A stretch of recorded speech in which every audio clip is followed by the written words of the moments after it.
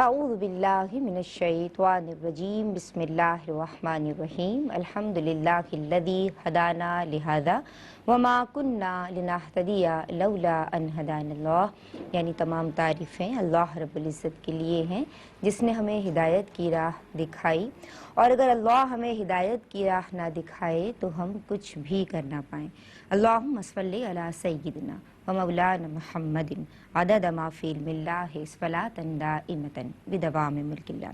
अस्सलामु अलैकुम व रहमतुल्लाहि व बरकातहू। नाज़रीन कराम, आप देख रही हैं अपना पसंदीदा प्रोग्राम दीन और ख़वातीन इस ज़र्राए नाचीज़ के साथ। जनाब, सूरह बकरा आयत नंबर 144 में क़िबले की तब्दीली का हुक्म आया।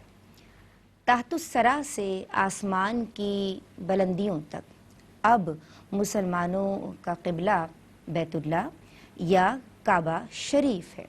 इससे कबल हुज़ूर पाक सल्लल्लाहु अलैहि वसल्लम जब मदीना तशरीफ़ लाए तो मुसलमानों का क़िबला बैतुल मुक़द्दस था। जनाब, आप सल्लल्लाहु अलैहि वसल्लम के जद की तरह यानी हज़रत इब्राहीम का क़िबला और दीगर अंबिया कराम का क़िबला चूँकि काबा रहा है, तो आपके क़ल्ब अथर की ख्वाहिश थी कि मुसलमानों का क़िबला काबा शरीफ हो जाए। अल्लाह तबारक व तआला ने इस दुआ को कबूल फरमाया और काबे की तब्दीली का यानी क़िबले की तब्दीली का हुक्म आया, और अब मुसलमानों का क़िबला यानी ये सब जो काम हुआ है, इस हवाले से मैं चाह रही थी कि थोड़ा सा बैकग्राउंड आप तमाम तक पहुँचाऊँ। तो अब मुसलमानों का क़िबला जो है वो हरम शरीफ है, बैतुल्लाह शरीफ है, काबा शरीफ है। तो खुदा की रज़ा चाहते हैं दो आलम, खुदा चाहता है रज़ाए मोहम्मद। क़ब्ल अज़ीं हमने बात की है नमाज की शराइत के ताल्लुक़ से, आपने तहारत के हवाले से कलाम सुना है, आपने सित्रे औरत और वक्त के ताल्लुक़ से, यानी 3 शराइत हमने बितफ़सील ज़िक्र की हैं। आज हम कोशिश करेंगे कि जो चौथी शर्त है यानी इस्तिक़बाल क़िबला, इस ताल्लुक़ से कलाम हो। क़िबला यानी जो आपका सामने का रुख है, यानी जो डायरेक्शन है, जो आपके मकाबिल जगह है, उस ताल्लुक़ से आज हम बात करेंगे। मुसलमान जिस समत रुख करके नमाज अदा करते हैं। आज जो मेहमान स्कॉलर्स मेरे साथ इस ताल्लुक़ से आपकी मेरी हम सब की रहनुमाई फरमाएंगी, माशाअल्लाह मेरी पहली मेहमान स्कॉलर मुनफरिद और नुमाया आपका लबो लहजा है और मुदल्लल गुफ्तगू फरमाती हैं, आलिमा डॉक्टर फरजाना को सलाम अर्ज़ करते हैं। अस्सलाम वालेकुम। वालेकुम अस्सलाम। आप खैरियत से हैं? अल्हम्दुलिल्लाह। जनाब, हमारी जो दूसरी मेहमान स्कॉलर हैं, माशाअल्लाह आप भी पुरतासीर लबो लहजा रखती हैं और हम सब इन्हें पसंद करते हैं। हम सलाम अर्ज़ कर रहे हैं आलिमा सोबिया शाकिर को। सलाम वालेकुम। वालेकुम सलाम व रहमतुल्लाह। आप खैरियत से हैं? अल्हम्दुलिल्लाह रब्बिल आलमीन। जनाब, आज हम बात कर रहे हैं इस्तिक़बाल क़िबला के ताल्लुक़ से। क़िबला माशाअल्लाह सामने या ये मुकाबिल की जो चीज़ है, ये कितनी अहमियत रखती है एक मुसलमान के लिए कि अगर उसको क़िबले की डायरेक्शन ही नहीं पता तो वो नमाज कैसे अदा करेगा।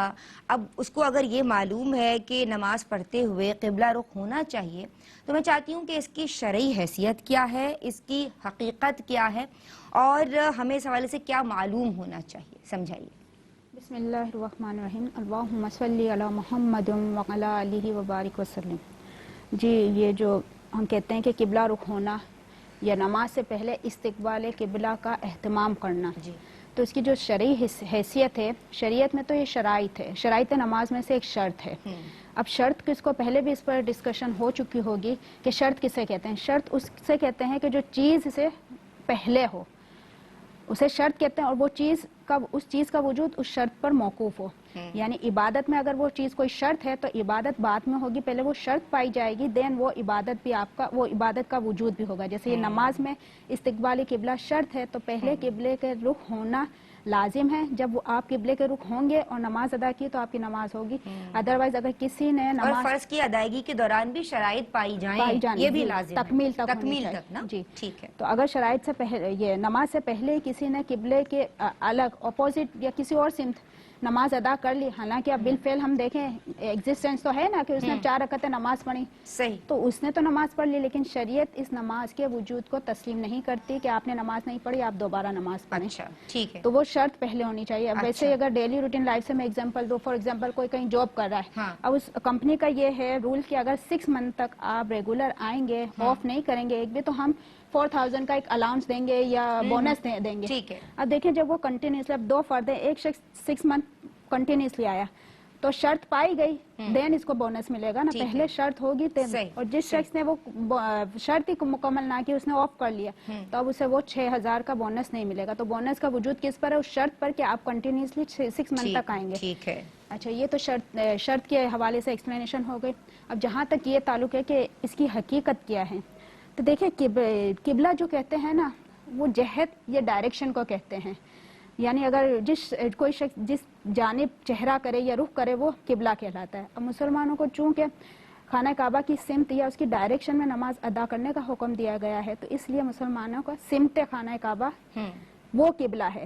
اچھا, عمارت کعبہ قبلہ نہیں ہے, اس میں تھوڑا فرق ہے. عمارت کعبہ قبلہ نہیں ہے. اس کو اگر میں اور واضح کروں تو دیکھیں, اب جو اونچائی پر رہتے ہیں, پہاڑوں پر ہیں, یا ہم وہیں طواف کے ایریے کی بات کریں, وہاں فلور بھی تو بنا ہوا ہے نا.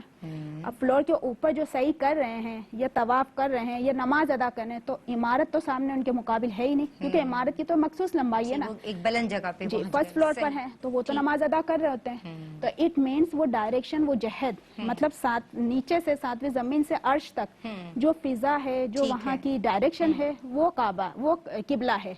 تو خانہ کعبہ اس ڈائریکشن کو شو کرتا ہے. فضا کا نام ہے, فضا کا نام ہے, سمت ہے, ڈائریکشن ہے. اسی طرح اگر انڈر گراؤنڈ ہم چلے جاتے تو وہاں پر بھی تو خانہ کعبہ موجود نہیں ہے نا. تو اسی طرح پہاڑوں پر تو مطلب یہ کہ سمت کعبہ, بس یہ ذہن میں ہو کہ سمت کعبہ. اب فار ایگزامپل اگر سپوز کر لیتے ہیں خانہ کعبہ کی عمارت کو وہاں سے ہٹا کر کسی اور ایریا میں منتقل کر دیا گیا. اب ایک شخص نے کیا کیا کہ جہاں اب خانہ کعبہ کی عمارت ہے نا, اس سمت اس نے نماز ادا کی, اس کی نماز نہیں ہوگی, کیونکہ اس نے عمارت کو فوکس کیا نا, عمارت کی طرف. اور ایک شخص نے خانہ کعبہ کی عمارت کو نہیں دیکھا, خانہ کعبہ جس جگہ واقع تھا, جو سمت تھی, اس سمت میں نماز پڑھی, حالانکہ خانہ کعبہ کی عمارت موجود نہیں ہے, تو اس کی نماز ہو جائے گی. اس کو مطلب مزید میں نے آسان الفاظ میں سمجھانے کے لیے عرض کیا کہ خانہ کعبہ تو اپنی جگہ ہی رہے گا, صرف سپوز کر کے میں سمجھانے کی کوشش کر رہی تھی. تو معلوم یہ ہوا کہ سمت کعبہ, ڈائریکشن جو کعبے کی ہے وہ قبلہ ہے. عمارت کعبہ قبلہ کا نام, عمارت کعبہ کو ہم قبلہ نہیں کہتے. پھر آپ کہیں بھی تحت الثری سے آسمان کی بلندیوں تک جہاں بھی ہوائی جہاز میں ہیں, کہیں پر بھی ہیں, آپ پانی میں ہیں, آپ دوران سفر ہیں, تو آپ کی جو ڈائریکشن ہے وہ وہی ہوگی. اب وہ طے ہے جو کہ کعبہ شریف ہے, خانہ کعبہ. ٹھیک ناظرین, ہماری خوش نصیبی ہے کہ ماشاءاللہ مفتیان کرام اپنا قیمتی وقت ہمیں دیا کرتے ہیں, اور جو ہمارے ٹاپکس ہوتے ہیں ہم اس سے متعلق سوالات ان کے حضور لے کے جاتے ہیں. آج مفتی محمد آصف صاحب ماشاءاللہ بہت قابل احترام, ذی خرد اور ذی شعور نمایاں اسکالر ہمارے درمیان موجود ہیں. آن بھی پر براہ راست انہیں سلام عرض کر رہے ہیں. السلام علیکم حضرت. وعلیکم السلام ورحمۃ اللہ. آپ خیریت سے ہیں؟ اللہ کا بہت شکر. ٹھیک ہے حضرت, میں آپ کی طرف آتی ہوں, اور پہلے میں چاہتی ہوں کہ میری جو دوسری بہن ہے میں ان سے دوسرے سوال کا جواب لے لوں, پھر ہم مفتی صاحب کی سمت بڑھیں گے. قبلہ رخ ہونے سے کیا مراد ہے میری بہن؟ اور اب یہ تو ہم سمجھ گئے کہ اب مسلمان جب بھی نماز پڑھے گا, جہاں بھی نماز پڑھے گا, اس کی جو جہت ہے, جو ڈائریکشن ہے, جو سمت ہے, وہ خانہ کعبہ ہونی چاہیے.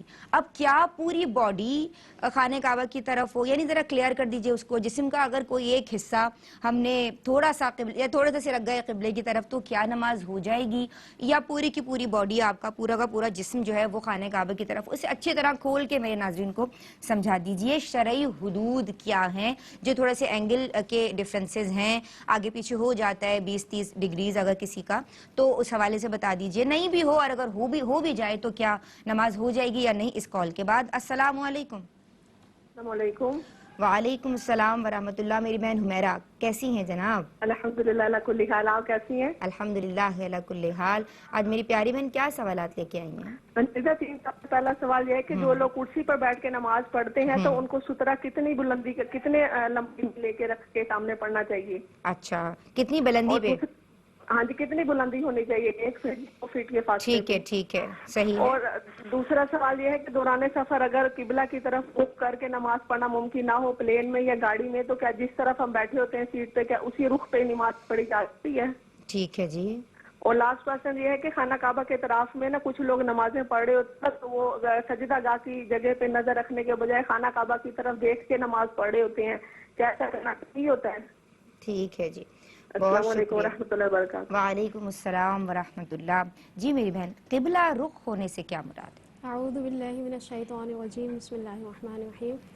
دیکھیں سورہ بقرہ کی آیت نمبر 144 میں اللہ تبارک و تعالیٰ نے تمام دنیا کے مومنین کو قیامت تک یہ حکم ارشاد فرما دیا کہ حیث ما کنتم فولوا وجوہکم شطرہ، یعنی تم جہاں کہیں بھی ہو اب اس ڈائریکشن کو فالو کرو۔ بیسیکلی اگر ہم دیکھیں تو یہاں پہ وجہن کا ورڈ استعمال کیا گیا ہے، جس کا مطلب یعنی وجوہ استعمال کیے گئے، وجہن کی جمع ہے یہ، اس کا مطلب ہوتا ہے چہرہ۔ تو یہاں پر صرف چہرہ ہی کہا گیا، لیکن حقیقتاً جو ہے وہ پورا جسم ہی مراد ہے۔ اور اگر ہم تھوڑا سا اس کو علمی اعتبار سے دیکھیں تو یہ لفظ مطلقاً بیان کیا گیا ہے، اسی لیے علماء نے فرمایا کہ چہرے کا کوئی بھی جز اگر قبلے کی ڈائریکشن میں ہے تو نماز درست مانی جائے گی۔ اب عوام اس بات کو کیسے سمجھیں، تو اس کے لیے علماء نے ضابطہ بیان فرمایا کہ جب تک کوئی قبلہ رخ ہے اور وہ 45 ڈگری کے اندر اندر اگر ڈائیورٹ ہوتا ہے یا سے منحرف ہوتا ہے، انحراف کرتا ہے، تو اسے مانا جائے گا کہ اس کی یہ قبلے کی ڈائریکشن میں ہی ہے۔ سپوز کریں کہ یہ یہاں پہ قبلہ ہے، اب کوئی یہاں اس طرح کھڑا نماز پڑھ رہا ہے، تو اگر یہ اپنے دائیں سائڈ پہ 45 تک جاتا ہے یا بائیں سائڈ پہ 45 تک جاتا ہے تو یہ مانا جائے گا کہ اس نے جہت کعبہ کی شرط کو پورا کیا ہوا ہے اور اس کی نماز درست ہے۔ لیکن جب یہ اس سے زیادہ ڈائیورٹ ہوتا ہے تو اب دیکھا یہ جائے گا کہ یہ بلا عذر جان بوجھ کر پھرا ہے، ایسی صورت میں فوراً اس کی نماز فاسد ہو جائے گی۔ لیکن اگر جو ہے انجانے میں گھوم گیا ہے اور ایک رکن کی مقدار یعنی 3 بار سبحان اللہ کہنے سے پہلے واپس آ گیا تو ٹھیک، اور اگر نہیں آ سکا تو اس کی نماز فاسد ہوگی۔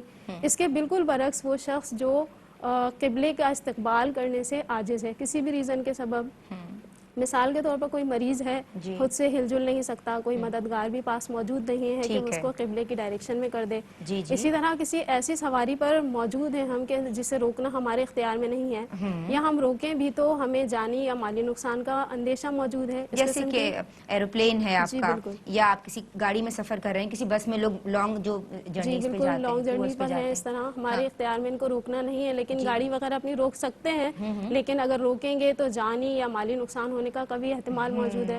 تو ان تمام کنڈیشنز میں کیونکہ اللہ تبارک و تعالیٰ نے ہر وقت جب انسان اپنی تکلیف سے زیادہ مشقت میں مبتلا ہو رہا ہو تو اللہ تعالیٰ نے بیان فرما دیا لا یکلف اللہ نفسا الا وسعہا، یعنی اللہ تعالیٰ کسی جان کو اس کی ہمت سے زیادہ آزمائش میں مبتلا فرماتا ہی نہیں ہے، لہٰذا ایسے شخص کو حکم ہوگا کہ جہاں بھی رک کر نماز پڑھے اس کی نماز صحیح مانی جائے گی۔ بہت شکریہ میری پیاری بہن عالمہ صوبیہ نے بڑا مفصل جواب اس تعلق سے کہ قبلہ رخ ہونے سے کیا مراد ہے۔ جناب جب تک آپ کے استطاعت ہے اور آپ اس پہ قادر ہیں کہ آپ ڈائریکشن کو کنٹرول کر سکتے ہیں تو آپ نے کعبے کی طرف ہی اپنا رخ یا اپنی جہت یا اپنی سمت رکھنی ہے اور اسی جانب منہ کر کے نماز ادا کرنی ہے، کیونکہ یہ حکم الہی ہے۔ ایک بریک لے رہے ہیں، اپنے لبوں کو درود پاک سے تر رکھیے، حاضر ہوتے ہیں۔ بسم اللہ الرحمن الرحیم، السلام علیکم ورحمۃ اللہ۔ جناب آپ دیکھ رہے ہیں پروگرام دین اور خواتین ذرہ ناچیز کے ساتھ۔ آج بات ہو رہی ہے استقبال قبلہ کے تعلق سے۔ مسلمانوں کے لیے لازم ہے کہ وہ چاہے سفر میں ہوں یا حضر میں، ہر یعنی کوئی بھی صورت ہو، کوئی بھی معاملہ ہو، ان کا جو قبلہ ہے وہ حرم کعبہ ہے، حرم شریف ہے یا بیت اللہ شریف ہے۔ تو جناب اس تعلق سے بات ہو رہی ہے کہ جس سمت ہمیں رخ کر کے نماز پڑھنی ہے وہ ہمارا قبلہ ہے، اور مفتی محمد آصف صاحب اس تعلق سے ہماری رہنمائی فرمانے کے لیے آن بھی پر موجود ہیں۔ ہم ان کی سمت بڑھ رہے ہیں اور میری دونوں بہنوں نے، عالمہ صوبیہ شاکر اور عالمہ ڈاکٹر فرزانہ نے، قبلہ رخ ہونے سے کیا مراد ہے اور نماز پڑھتے ہوئے سمت کی تعین کیوں ضروری ہے، اس سے کیا مراد ہے، 45 ڈگریز کی جو رعایت ہمیں شریعت دے رہی ہے اس سے کیا مراد ہے، اس تعلق سے سمجھایا ہے۔ میں چاہتی ہوں کہ مفتی صاحب بھی ہم سب کی رہنمائی فرمائیں۔ جی حضرت۔ اعوذ باللہ من الشیطان الرجیم، بسم اللہ الرحمن الرحیم۔ پہلا سوال جو آپ نے کیا تھا قبلے کی حقیقت سے متعلق، تو اس کی 2 جہتیں ہیں۔ ایک تو بیان کر دی گئی کہ قبلہ حقیقتاً ایک فضا کا نام ہے اور ایک سمت کا نام ہے، عمارت کا نام نہیں ہے۔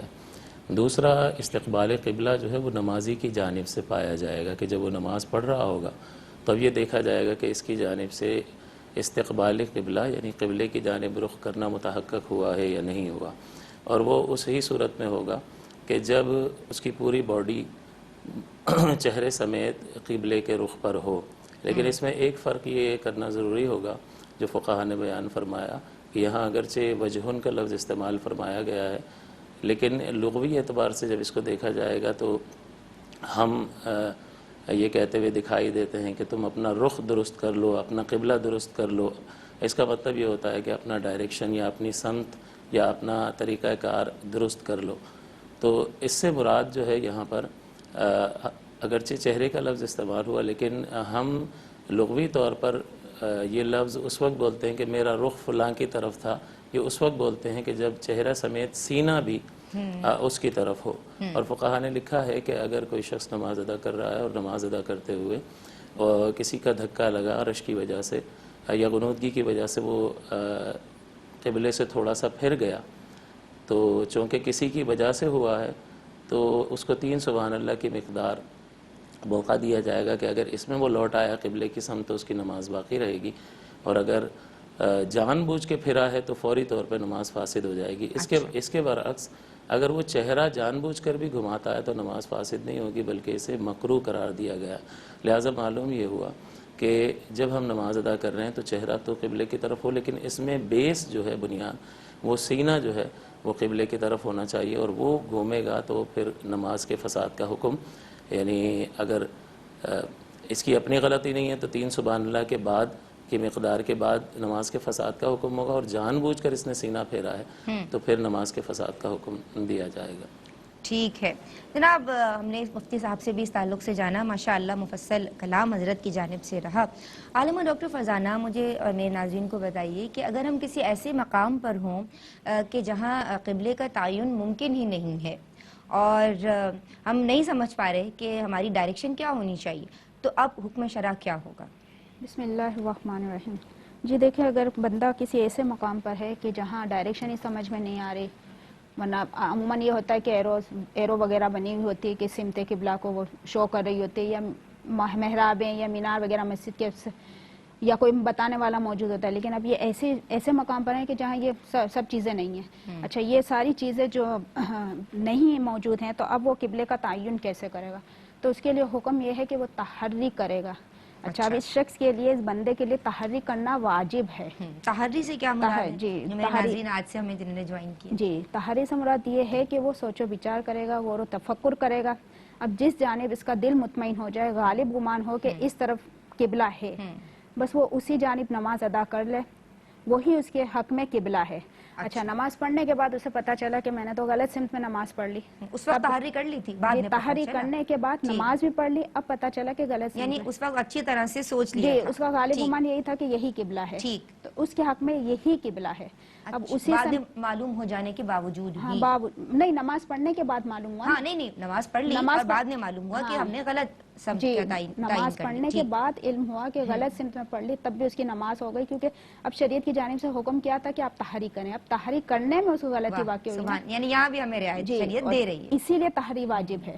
کیا آپ نے تحری کرنی ہے، بغیر سوچے سمجھے نماز ادا نہیں کرنی. اچھا، دوران نماز یہ بھی ہو سکتا ہے کہ دل پھر کہیں اور جانب مائل ہو کہ نہیں یہ سمت نہیں ہے، شاید برابر رائٹ سائڈ کی ہے، تو اس طرف مڑ جائے، لیکن فوراً ہی اس کو ٹرن ہونا پڑے گا. نماز پڑھتے ہوئے 4 رکعتیں نماز پڑھ رہا ہے سپوز، اور دوسری رکعت میں اسے خیال آیا کہ نہیں اب غالب گمان اس طرف ہے تو اس طرف ٹرن ہو. اسی طرح اگر 4 رکعتوں میں اس کا چینج ہوتا گیا تو 4 رکعتیں الگ الگ سمتوں میں پڑھی، لیکن تحریک کی نا دوران نماز بھی کیونکہ اس کا گمان ہٹا، تو پھر جس جانب بھی ہو تو فوراً پلٹے. ایسے نہیں کہ سبحان اللہ کی کہنے 3 بار سبحان اللہ کہنے کی مقدار اگر وہ رکا رہا اور پھر ٹرن ہوا نا تو نماز فاسد ہو جائے گی. لیکن اگر فوراً ہی ٹرن ہو گیا، 4 رکعتیں 4 جہات میں پڑھ لی تب بھی جائز ہے.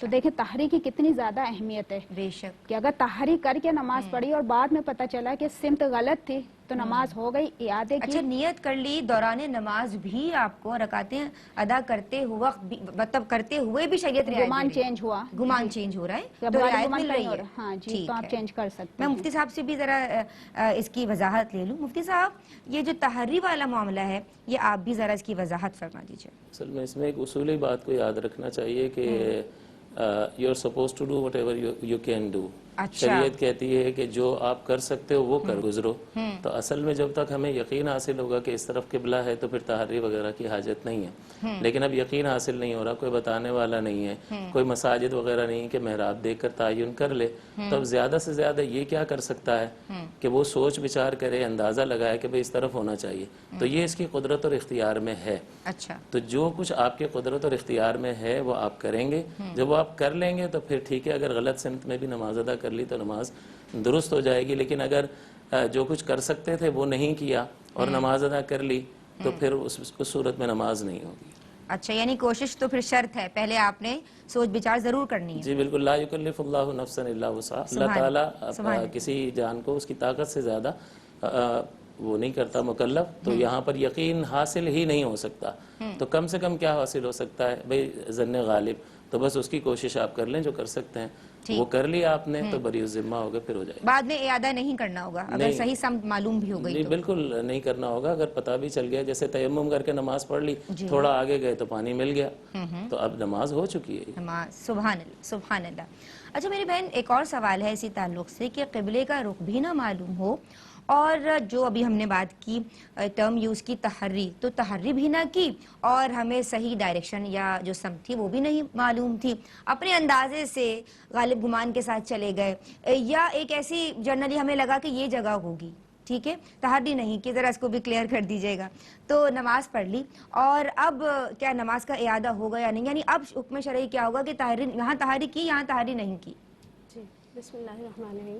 دیکھیں اس صورت میں اگر یہ نماز کمپلیٹ کر چکا ہے اور نماز کمپلیٹ کرنے کے بعد اسے معلوم ہو گیا کہ جس ڈائریکشن میں اس نے نماز پڑھی ہے وہی قبلے کی ڈائریکشن تھی، ایسی صورت میں فقہاء نے فرمایا اس کی نماز ہو جائے گی۔ اچھا، لیکن اگر دوران نماز یا نماز ادا کرنے کے بعد، اس میں بھی پھر الگ دو صورتیں بنیں گی، دوران نماز کو پہلے لیتے ہیں، اگر دوران نماز اسے کسی بھی طریقے سے ظن غالب ہو گیا کہ ہاں یہ ڈائریکشن ہی ٹھیک ہے، اس میں فقہاء نے فرمایا کہ ابھی جو ہے اس کی نماز نہیں ہوگی، کیونکہ اس نے جب نماز پڑھنی شروع کی تھی تو بس اسے ہلکا سا گمان تھا یا شک تھا، جو کہ ایک ضعیف چیز ہے، اور اب اس کو کم از کم جو ہے وہ ظن غالب حاصل ہو چکا ہے، جو کہ ایک قوی چیز ہے، اور یہ اصول ہوتا ہے کہ ضعیف پر قوی چیز کی بنیاد نہیں رکھی جاتی، یعنی پہلے شک تھا، پھر اس کے بعد آپ کو یقین حاصل ہو چکا، تو اب اس نماز کو، یہ نماز ہے ہی نہیں، تو دوبارہ سے، کیونکہ ٹائم بھی باقی ہے تو اسی میں پورا کریں۔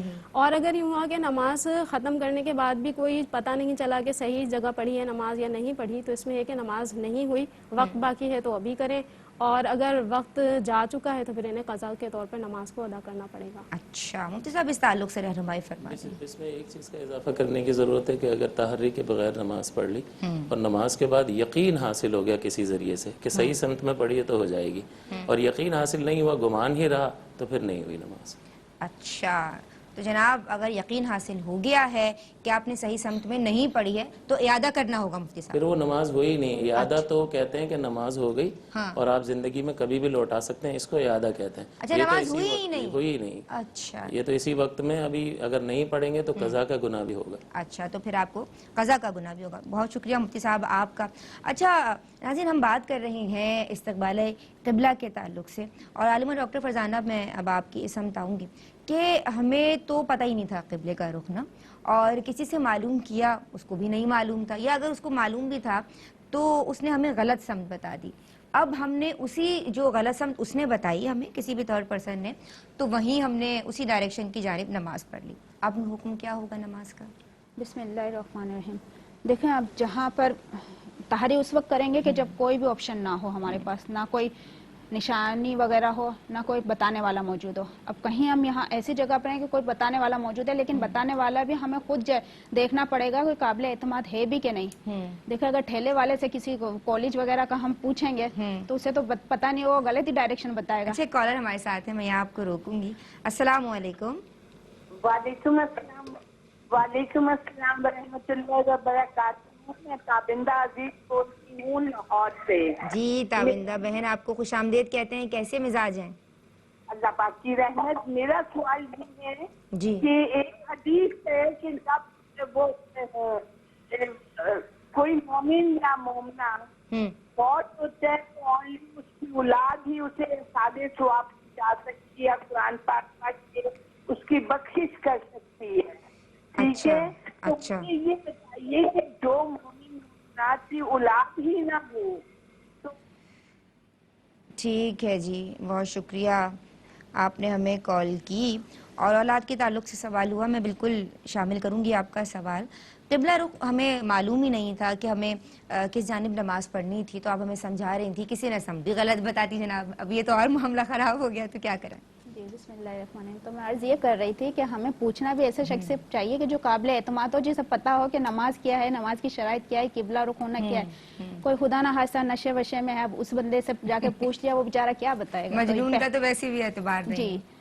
तो फिर तो काबिल एतमाद शख्स से पूछो। अब अगर उसने गलत बता दिया, अब यहाँ तहरी नहीं करेंगे, काबिल एतमाद शख्स है तो अब उसकी राय को हम फोकियत देंगे। तहरी उस सूरत में जब कोई भी ऑप्शन नहीं है मौजूद।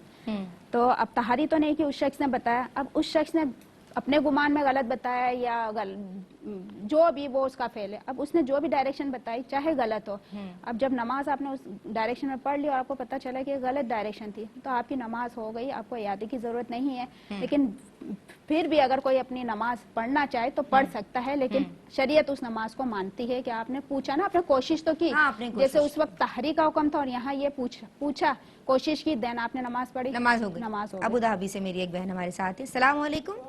हेलो वालेकुम सलाम जी, खुश आमदीद कहती हूँ मेरी प्यारी बहन, क्या सवाल कीजिएगा? जी। मेरा एक सवाल है, मेरा बच्चा 17 साल की उम्र है, नमाज के लिए थोड़ा बहुत बोलेंगे भी तो नमाज नहीं पढ़ रहे। बचपन में छोटे थे जब बहुत नमाज के पाबंद थे, जी लेकिन अब बड़े होकर दोस्तों की सोबत पता नहीं कितना भी मैं बोलूं नमाज नहीं पढ़ते। उसके लिए क्या करना चाहिए? और जी, दूसरा जी। सवाल है मेरा हम्म। कि हम जी वो जी पैसे रखाए थे बैंक में जी, डॉलर में, जी जी। इंडिया में रखाई थी मैं डॉलर में यहाँ से भेजकर। तो हिंदू बैंक है शायद, वो मुझे इतना पता नहीं। तो उधर से फिर कुछ साल रखकर फिर मैं वापस इधर मंगा ली। अच्छा, ठीक है जी। हाँ, तो उसमें थोड़ा डॉलर ज्यादा दिए वो लोग ना, फायदा। हम्म। तो वो कैसा है मेरे लिए? ठीक है जी, बहुत शुक्रिया आपने हमें कॉल की। फ़ायदा लेना कैसा है? दरूद पढ़िए जी, ज़िक्र इलाही कीजिए, अल्लाह को याद कीजिए, हाजिर होते हैं। बिस्मिल्लाहिर्रहमानिर्रहीम, अस्सलामु अलैकुम वरहमतुल्लाह। जनाब, आप देख रहे हैं प्रोग्राम दीन और ख़वातीन, और आज हमारा उन्वान है इस्तक़बाल क़िबला। इस ताल्लुक़ से सवालात मैं शामिल कर रही हूँ और एक कॉलर हमारे साथ हैं जी, शामिल कर रही हूँ। अस्सलामु अलैकुम। सलाम अलैकुम। वालेकुम अस्सलाम। जी मेरी प्यारी बहन, क्या नाम है और क्या सवाल है आपका? मेरा नाम किरण है और आपकी तारीफ भी करनी थी। आपको जो कोशिश कर रहे हैं, अल्लाह ताला आपको इसका अजर दे कि हम जैसों के आप मसले हल करने के लिए ये प्रोग्राम चला रहे हैं। बहुत शुक्रिया जी किरण मेरा बहन। मसला ये है कि मैं टीचर हूँ जी जी। और मैं ज़ाहिर है जब स्कूल और घर का जो मेरा डिस्टेंस है 1 घंटे का आने का है, 1 घंटे जाने का है। ठीक है जी। तो वहाँ पे भी काफी बिजी होते हैं और जोर की नमाज जो मेरी अक्सर फिर कज़ा होती है दिन छोटे होने की वजह से, वरना कोई प्रॉब्लम नहीं होता। ठीक। तो वो मैं जब वापस आती हूँ तो यहाँ घर पहुँचते पहुँचते कभी 3:30 कभी 3:45। तो वैसे मैं जब नेट पे भी देख रही थी तो असर का टाइम जो है 4:10 पे है और मेरी जो करीब हमारी मस्जिदों में अजान भी 4:10 या 4:15 बजे तक होती है। लेकिन एक जब मैं पहुंचती हूँ तो 3:30 बजे भी अजान हो जाती है। तो अब मुझे क्या करना चाहिए? मेरी जोहर की नमाज कज़ा मैं उसमें पढ़ूँ या मैं जोहर पढ़ के असर भी पढ़ लूँ? अच्छा जी, ठीक है जी, बहुत शुक्रिया आपने हमें कॉल की किरण बहन। अल्लाह तबारक व तआला आपके लिए और हम सब के लिए आसानियाँ फरमाए। अच्छा, आप अपनी बात मुकम्मल कीजिए। बात पूरी मुकम्मल हो गई कि क़िबला रुख के ताल्लुक से, और इस हवाले से कुछ एडिशन? बस यही ना कि अगर गलत सिमत भी बता दी और आपने अपनी कोशिश कर ली तो शरीयत इस नमाज को मानती है, चाहे आपको वो गलत सिमत बताएगी और आपने गलत सिमत नमाज पढ़ ली। लेकिन अब अगर आप चाहते हैं तो पढ़ ले नमाज की, अगर नमाज का टाइम भी है। लेकिन असलन हुक्म ये है कि नमाज हो गई आपकी। ठीक है। अच्छा मुफ्ती साहब, मैं आपकी समझ आ रही हूँ जी। मैं अर्ज करूँ कुछ जी, तफसील बिल्कुल है मैं आपकी समझ आ रही कि अगर कोई खबर देता है कि इस समत किबला है, हाँ तो ये खबर का एतबार होगा या नहीं होगा? जी। तो इसमें तफसील ये है कि काफिर की खबर का एतबार दियानात में नहीं होता। यानी गोश्त के बारे में बताया हलाल है, मेरे सामने ज़िबा किया था, नहीं मानेंगे। इसी तरह किबले के रुख के बारे में बताएगा तो नहीं मानेंगे। अब वो दूसरी बात ये कि वो मुसलमान है, तो फिर उसका ज़ाहिर हाल देखेंगे कि बज़ाहिर जो है वो बाशरा नज़र आ रहा है, काबिल एतमाद नज़र आ रहा है, तो उसकी बात पर एतमाद करते हुए उससे नमाज अदा की जा सकती है। अब तहर्री की ज़रूरत नहीं है। लेकिन अगर वो ऐसा शख्स है कि उसका ज़ाहिर हाल शरीयत के मुताबिक नहीं है, इसको जो है वो मुस्ततिर कहते हैं कि ये छुपी हुई हालत है कि पता नहीं क्या है, क्योंकि बाशरा नहीं है तो फिर उसके कौल पर एतमाद करें या ना करें, तो फिर उसके कौल पर एतमाद नहीं किया जाएगा, बल्कि ये देखा जाएगा, अब दोबारा तहर्री की जाएगी कि उसकी बात अगर दिल पर जमती हुई महसूस हो तो फिर मान ले और उसी सिमत में जो जिस सिमत में वो बता रहा है उस सिमत में नमाज पढ़ ले, और अगर उसकी बात दिल पर नहीं जमती है तो फिर अपनी तहर्री करके ये नमाज अदा करेगा। और अगर दोनों सूरतों में कि ये मुत्तकी परहेजगार था, इसने बताया, या इसकी बात मेरे दिल पर जमी कि हाँ सही बता रहा होगा, इसमें क्या वो गलत बताएगा, तो मैंने नमाज पढ़ ली, तो अब अगर गलत सिम साबित हुई तो मेरी नमाज, या मेरी सूरत में नमाज हो जाएगी। तो खबर के एतबार का इसमें है। ठीक है मुफ्ती साहब, एक खातून है, घर शिफ्ट किया है, मेरे पास सवाल आया है और उनको नहीं मालूम, मतलब वो घर से निकल भी नहीं सकती, खातून है, अब वो क्या करें, किस तरह से समत का तायीन करें? देखिए घर से निकल नहीं सकती, खैर तो खवातीन घर में है, मौजूद हैं, जैसे घर शिफ्ट किया है और अगर हस्बैंड से पूछने में टाइम लग रहा है, इस तरह के कोई मामलात हैं तो क्या करें? नई सोसाइटी है, वहाँ लोगों से इतना मेल जोल नहीं है। असल में देखें अतराफ में घर मौजूद होते हैं, तो बस इसमें मसला वही है कि अगर अतराफ में घर मौजूद है तो किसी का दरवाज़ा बजा के आप पता कर सकते हैं। अच्छा। इसी तरह आलात मौजूद हैं, आलात की वजह से भी मालूम हो सकता है। एप्लीकेशंस भी मोबाइल में होती हैं, तो कंपास के वो तमाम ज़राए भी आपको इस्तेमाल करने होंगे, और अगर वो वक्त के रहते वो ज़राए इस्तेमाल करके आप जान सकते हैं तो आपको जानना ज़रूरी है। हाँ, इतना है कि फासला जाएंगे और आएंगे तो इसमें तो वक्त ही निकल जाएगा, तो फिर एक उज़्र की सूरत है, लेकिन बात वही है कि जो आप कर सकते हैं you will have to do that. ठीक है, वही जो उस वक्त के जो सोचो बेचारे वही तहर्री हो जाएगी आपकी। जी, अगर आपके पास असबाब और ज़राए नहीं है तो फिर तहर्री। अच्छा, अबू ज़हाबी से मेरी बहन ने पूछा है कि 17 बरस का बच्चा हो गया है, नमाज नहीं पढ़ता, तरबियत औलाद के ताल्लुक से मैं चाहती हूँ आप थोड़ा। असल में देखें इसमें बचपन से ये चीज़ें ज़रूरी होती हैं कि असल ये बताना लाजिम होता है कि मरने के बाद भी एक ज़िंदगी है, कब्र के अहवाल के बारे में भी कुछ ना कुछ मालूमात आहिस्ता आहिस्ता जैसी ज़हनी सतह हो बच्चे की उसके मुताबिक उसको बताते रहना चाहिए। तो इसका मतलब ये है कि वालिदैन को कुछ ना कुछ रोज़ की बुनियाद पर अपने बच्चों के साथ वक्त सर्व करना चाहिए। दूसरा, उनकी सोहबतों पर नज़र रखनी चाहिए कि अगर इस तरह की कोई सोहबत है कि जो इस अंदाज से असरअंदाज हो रही है कि नमाज़ पहले पढ़ते थे अब नहीं पढ़ते हैं, तो फिर उस पर पाबंदी लगानी चाहिए। तीसरी सूरत यह है कि उलमा ने लिखा, नबी करीम ने भी पहले कब्रस्तान जाने से मना फरमाया, फिर फरमाया ज़ुरूहा कि पहले रोका था और अब मैं तुम्हें इजाज़त देता हूँ कि कब्रों की ज़ियारत करो। तो अपनी फैमिली के साथ जो है कम से कम 15 दिन या 1 महीने में कब्रस्तान ज़रूर जाना चाहिए, ताकि ये मालूम हो कि एक उखरवी ज़िंदगी भी है और उसकी मुश्किलात भी हैं, और अगर ये काम नहीं होगा तो फिर वबाल हम पर होगा। तो वो आहिस्ता आहिस्ता जहन तब्दील होता है, ओवरनाइट नहीं होता। यानी पेरेंट्स को जहन साजी करने की जरूरत है। जी, और मुसलसल संजीदा मुसलसल अमली कोशिश की ज़रूरत है। मुसलसल अमली कोशिश की ज़रूरत है। उन्होंने फरमाया कि बैंक में कुछ डॉलर्स रखवाए थे और कुछ बरस बाद जब वो निकलवाए हैं बैंक से तो उनको प्रॉफिट मिला, उसका फ़ायदा मिला और वो डॉलर्स बढ़ा के उन्होंने वापस दिए। किसी और कंट्री में उन्होंने रखवाए थे और वो अबू धाबी में रहती हैं। सवाल ये है कि वो फ़ायदा ले सकती हैं? इसमें 2 सूरतें हो सकती हैं कि जिस बैंक में रखवाए थे वो ऐसा बैंक है कि उसमें किसी भी मुसलमान का कोई शेयर और हिस्सा नहीं है। तो ये नेट पे सर्च करेंगे तो इन्हें पता चल जाएगा कि बोर्ड ऑफ डायरेक्टर्स में कौन कौन लोग हैं। तो अगर ऐसा है कि वो सारे कुफार ही का बैंक है तो फिर इससे ये रकम बग़ैर सूद की नीयत से लेना जायज़ होता है। और अगर ये इसमें मुसलमानों का भी शेयर है तो फिर ये सूद की सूरत है कि जो कर्ज़ नफ़ा खींचे वो सूद होता है, लिहाजा अब ये अकाउंट में तो आ गया है इनके पास, तो अब ये बग़ैर सवाब की नीयत से ये सदका कर दें इसको। लेकिन सवाब की नीयत इसमें रखना इंसान को कुफ्र में मुब्तला कर सकता है, तो ये सवाब की नीयत के बगैर किसी को दे दें। अच्छा, मेरी बहन किरण टीचर हैं और जब वो घर पहुंचती हैं तो वो जो डिस्टेंस है वो इतना है कि उनकी बाज़ औक़ात ज़ोहर की नमाज़ क़ज़ा हो जाती है जब दिन छोटे होते हैं, यूजुअली सर्दियों के मौसम में।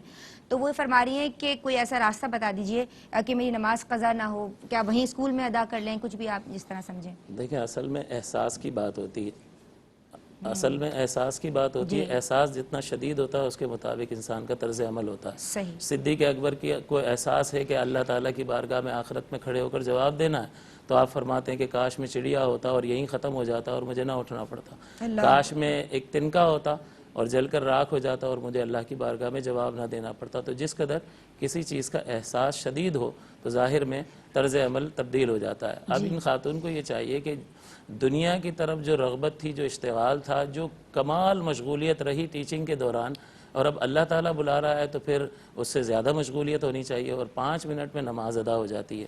اس میں کوئی بہت بڑا وقت لگتا نہیں ہے. تو آپ جہاں پر ہیں، آپ کی جب چھٹی ہو رہی ہے اور آپ اتنا ٹریول کر کے پہنچ رہی ہیں، اسکول میں بھی کی جا سکتی جی ہے بالکل، آپ صرف فرض ادا کر لیں، اور فرض ادا کرنے میں کتنا وقت لگتا ہے. تو یہ تو دل کی بات ہوتی ہے کہ دل اللہ تعالیٰ کی ذات پاک سے کس قدر جڑا ہوا ہے. یہ احساس کتنا شدید ہے کہ اگر میری نماز قضا ہو جائے گی تو مجھے کتنا شدید نقصان ہو جائے گا. اس کے برعکس اگر کچھ روپے پیسے گم ہو جائیں تو بڑا افسوس اور غم انسان کو رہتا ہے. اس کے مقابلے میں اللہ تبارک و تعالیٰ کی عبادت کی، اس کے حکم کی کئی گنا، یعنی اس کا کوئی حساب نہیں کیا جا سکتا، اتنی قدر و منزلت ہے. لہٰذا اس احساس کو پیدا کرنے کی ضرورت ہے، اور اللہ کے حکم کو وقت میں پورا کرنے کے لیے ہر اہتمام کرنے کی ضرورت ہے. اور یہ ہو سکتا ہے، یہ کوئی ایسی چیز نہیں، ایسا کوئی سوال نہیں تھا کہ بہت مشکل ہو اور یہ وقت میں نماز ادا نہ کر سکے. چھٹی ہو فوراً ادا کر لیں، اور کام کی حالت میں بھی اگر 5 منٹ لگتے ہیں تو آپ 5 منٹ کے لیے بات کر سکتے ہیں، کوئی بھی آپ کو نماز سے نہیں روکے گا. تو پھر اس کا مطلب یہ ہے کہ ہمارا نفس جو ہے ہمیں روک رہا ہے، اور نفس و شیطان کا غلبہ جو ہے وہ پھر پڑھ لیں گے، پہنچ کے پڑھ لیں گے، اس میں نماز کا وقت ختم ہو گیا. تو یہ شدید قابل گرفت ہے، اور اپنی ذاتی کوتاہی اس پر توجہ کرنا چاہیے. خانہ کعبہ میں کچھ لوگ اگر خانہ کعبہ دیکھ کے نماز پڑھتے ہیں، سجدہ گاہ کی طرف نگاہ نہیں رکھتے، تو ایسا کرنا کیسا ہے؟ اصل میں دیکھیں، سجدہ گاہ کی طرف نگاہ کرنے کی شرعی حیثیت مستحب کی ہے. کریں گے تو شریعت اس کو پسند کرتی ہے، نہیں کریں گے تو گرفت نہیں کرتی ہے. اب وہ مقام ایسا ہے کہ انسان کا دل چاہتا ہے، اور وہ ایسی قابل وجاہت جگہ ہے، تو وہاں پر نظریں جو ہیں وہ خانہ کعبہ کی طرف نہ چاہتے ہوئے بھی اٹھ جاتی ہیں. تو بالکل اس میں شرعاً کوئی حرج نہیں ہے، بلکہ اگر یوں کہا جائے کہ اگر اس کی وجہ سے خشوع اور خضوع نماز میں پیدا ہوتا ہے تو بالکل دیکھ کر پڑھنا چاہیے. سبحان اللہ، سبحان. اچھا، حدیث کے مفہوم کے مطابق جو نیک اولاد ہے وہ صدقہ جاریہ کے طور پہ ہے، اور اس کو اپنے ماں باپ کے لیے ایصال کرنا چاہیے، نیک اعمال.